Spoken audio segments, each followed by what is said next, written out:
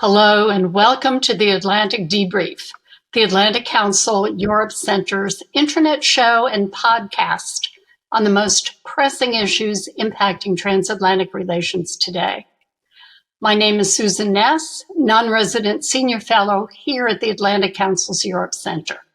My guest today is Richard Allan, a tech expert who is a member of the House of Lords in the United Kingdom and a key player in the debate on the UK's historic online safety bill.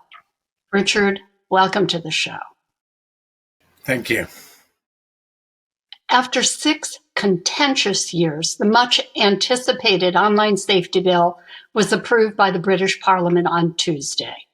It is landmark legislation in the UK's digital and tech policymaking post-Brexit, and it follows on the heels of the European Union's groundbreaking Digital Services Act.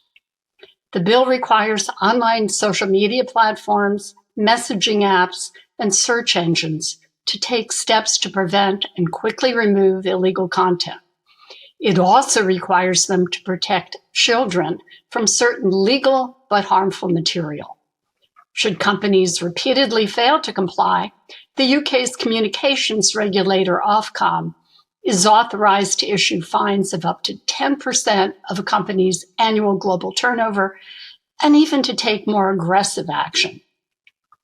Recent battles have centered on the conflicts between age assurance and the right to privacy, as well as on encryption and security. For example, would the law force companies to scan encrypted messages to search for terrorist and child sexploitation material? Tech companies and privacy advocates fought back.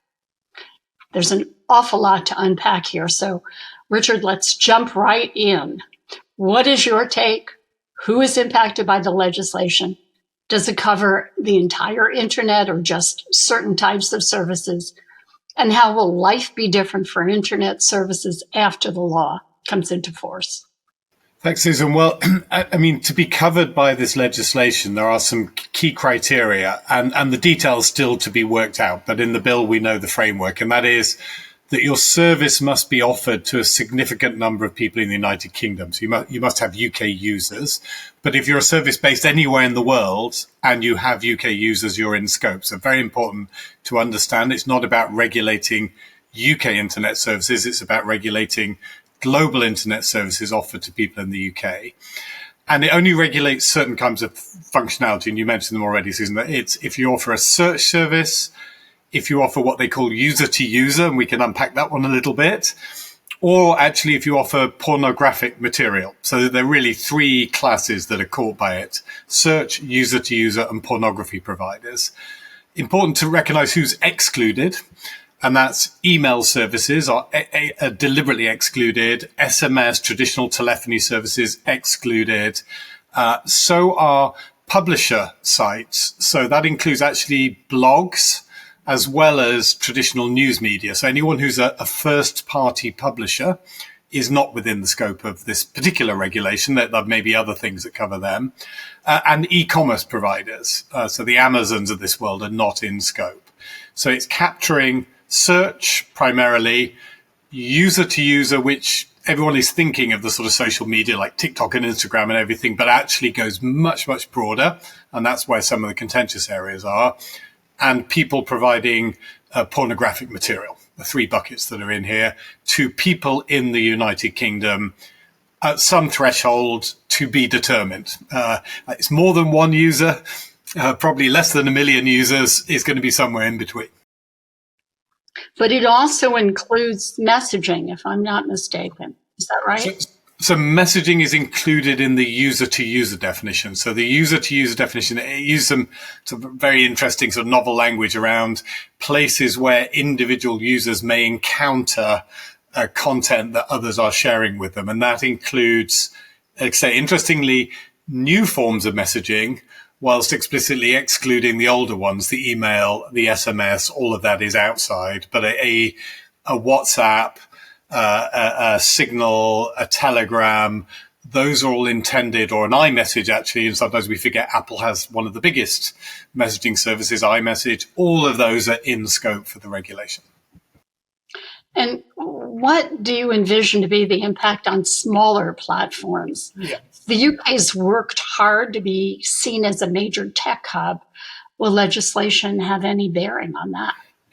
I mean, it may well do. So effectively, this regime, it's not an explicit licensing regime, but it's going to look and feel like licensing. So if you're an online service and you're being used by people in the UK, you can expect at some point to get a communication from Ofcom, and the communication will say, we think you're in scope, you're being used in the UK, you're a user-to-user service or a search service, and here's all the obligations you're going to have to meet now under the law. You're going to have to do risk assessments, you're going to have to do all sorts of different things.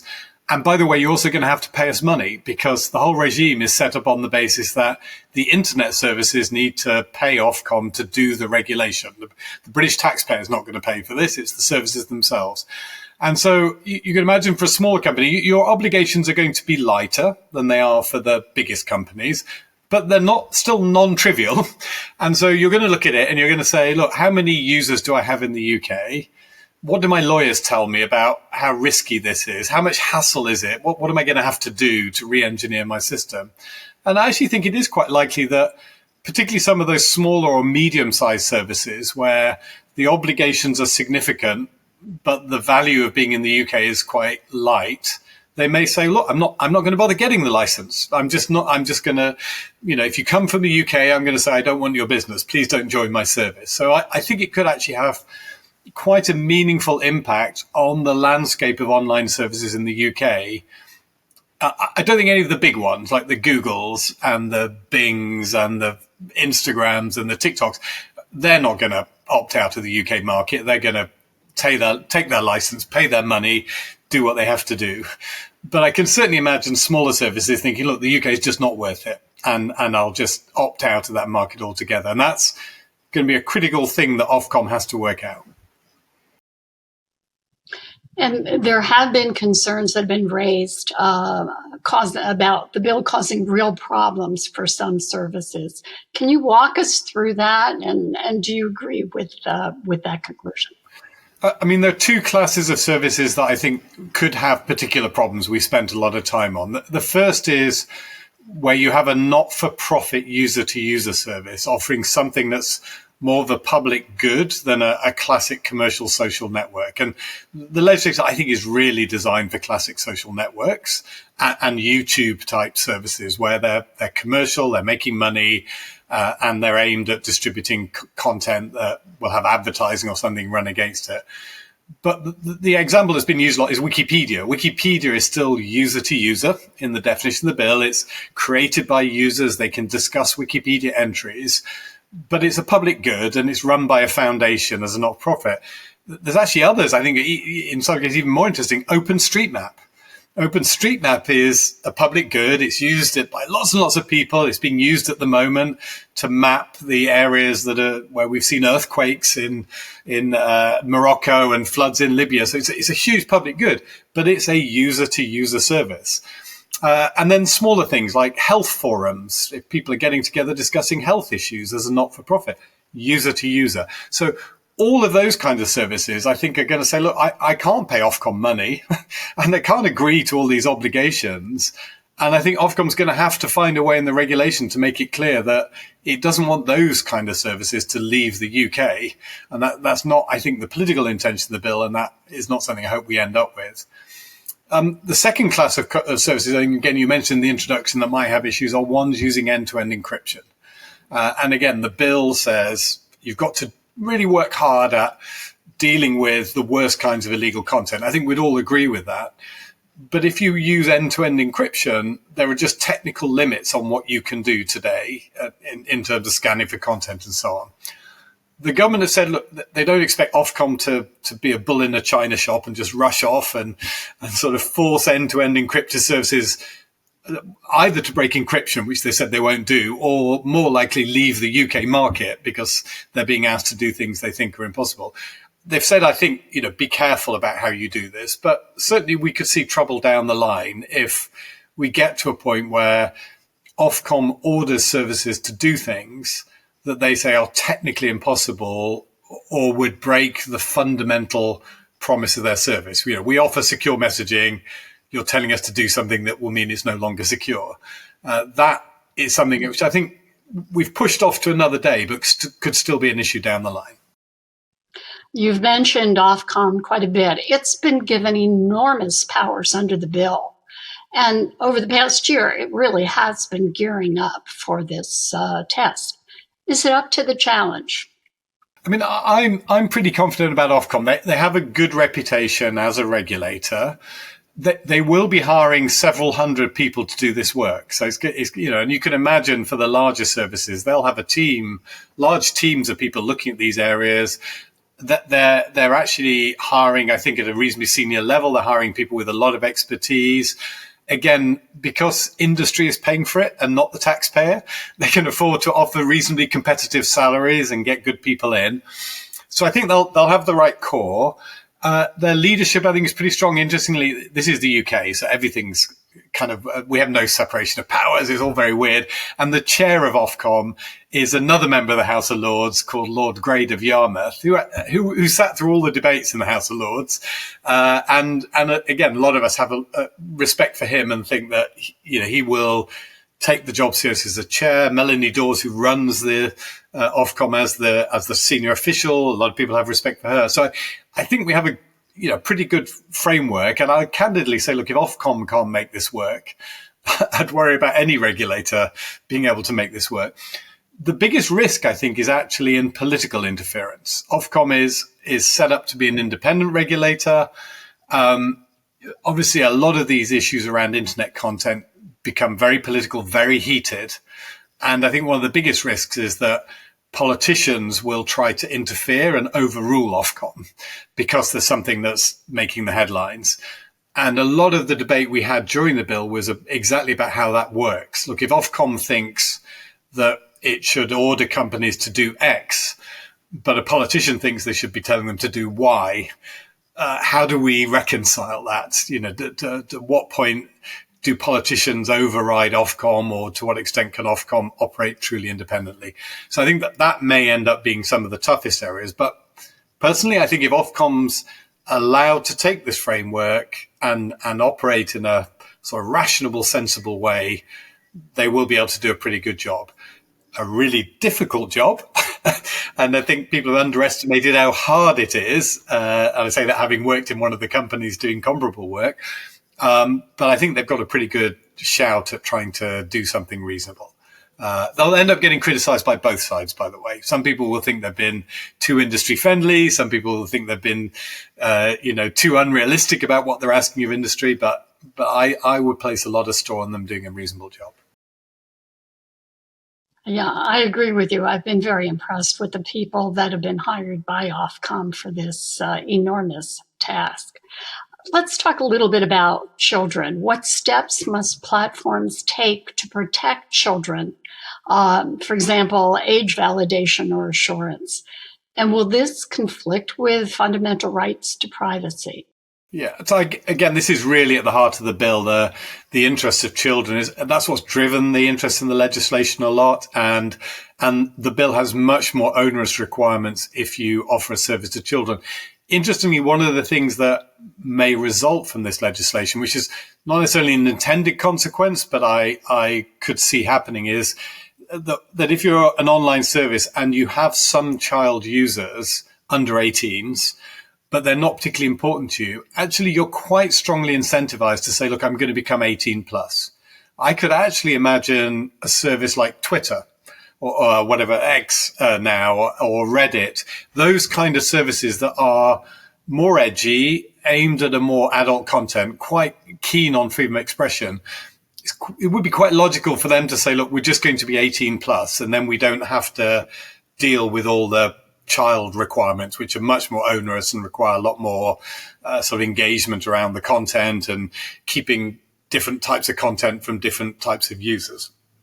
But whether or not you become 18 plus or you're open to under 18s, you are going to have to do age assurance. As we all know, age assurance is not just for kids, it's for everyone, because the only way you can tell if someone is a child user or not is to ask every user what their age is.